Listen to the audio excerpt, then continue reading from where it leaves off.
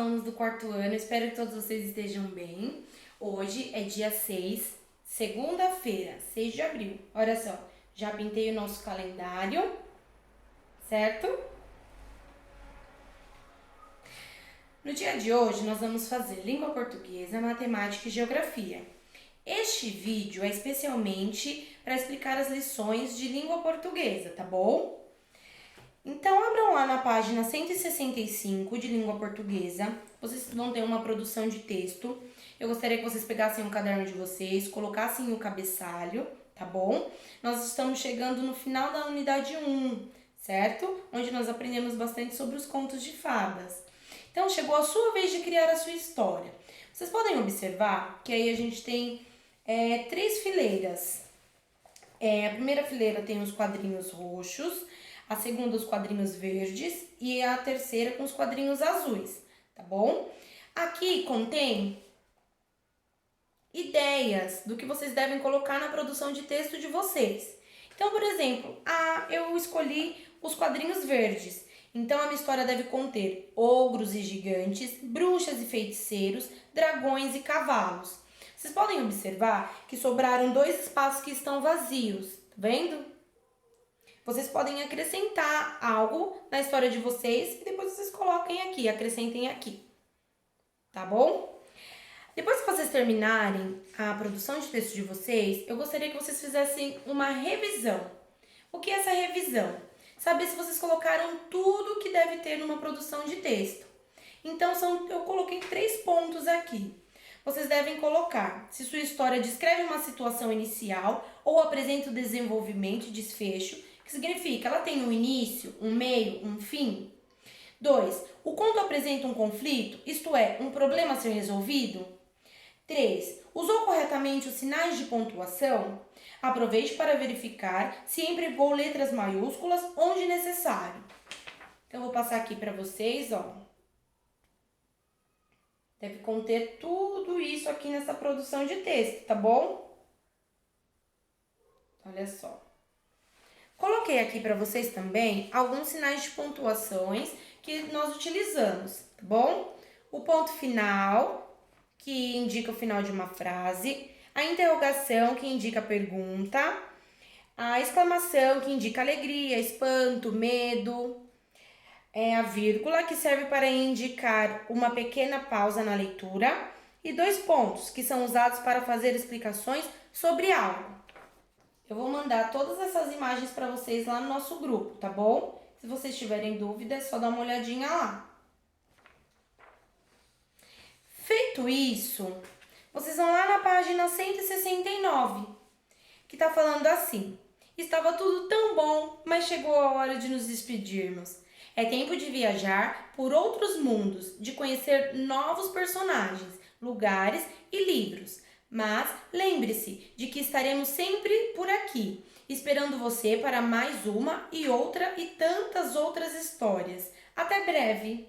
Então aqui a gente encerra a nossa unidade 1, tá bom? E agora nós vamos dar início à nossa segunda unidade, que nós vamos falar de poesia em poesia. O que eu quero que vocês façam aqui? Eu gostaria que vocês fizessem a leitura das páginas 170 e 171, que é uma poesia da Silva Ortoff, tá bom?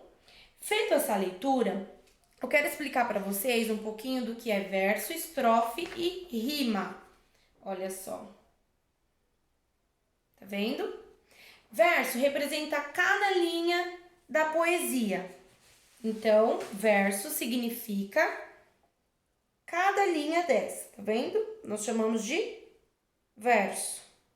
Cada linha. Estrofe representa um conjunto de versos. Então, é o conjunto, tá vendo? É o conjunto de 2 ou mais linhas. Tá vendo que a gente tem um espaço entre elas? Cada uma representa um conjunto. Então, quantas estrofes tem esse poema, essa poesia? 1, 2, 3, 4, 5, 6, 7. Tá vendo? E as rimas?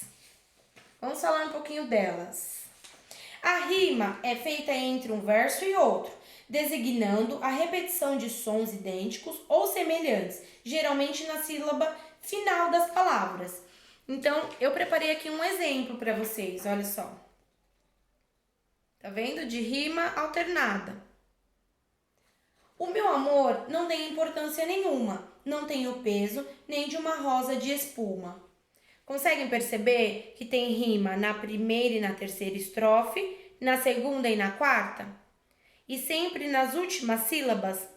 Tá vendo só? Isso são rimas, tá bom? Agora, eu vou explicar para vocês a lição de casa, tá? Ah, lembrando, eu vou enviar para vocês no WhatsApp um jogo de perguntas e respostas. Vocês devem responder essas questões de acordo com o vídeo de hoje, tá bom? Que eu expliquei para vocês o que é verso, estrofe, rima. Vocês vão fazer a leitura do poema e aí vocês vão me responder essas questões, tá? E pode me enviar também pelo WhatsApp. Agora eu vou explicar a lição de casa. Lá na página 230, vocês têm um poema de Pedro Bandeira. Vocês vão fazer a leitura deste poema e vocês vão lá na página 231. Na página 231, o exercício 1, vocês devem responder de acordo com a leitura do poema. Na 2, vocês devem colocar o que são verdadeiros e falsos. Na 3, vocês precisam pintar em cada estrofe do poema os pares de rimas apresentados. Escreva as palavras que você pintou nos quadros abaixo, observando a classificação de cada uma delas quanto ao número de sílabas. Então, a gente sabe que monossílabas é quando tem uma sílaba, dissílaba com 2 sílabas, trissílabas é quando a palavra tem 3 sílabas e polissílabas quando a palavra tem 4 ou mais sílabas, tá bom? Copie do poema um monossílabo tônico. O que é um monossílabo tônico? Que nós já aprendemos. É quando tem uma sílaba e o som dela é bem forte. Normalmente quando ela tem acentuação. No 5, vocês precisam retornar à página anterior e registrar na tela do celular como será a sua selfie quando você crescer. Então aqui nessa página, vocês vão se fazer um autorretrato. Quando vocês estiverem mais velhos. Tá bom? Por hoje é só de língua portuguesa. Até a próxima aula!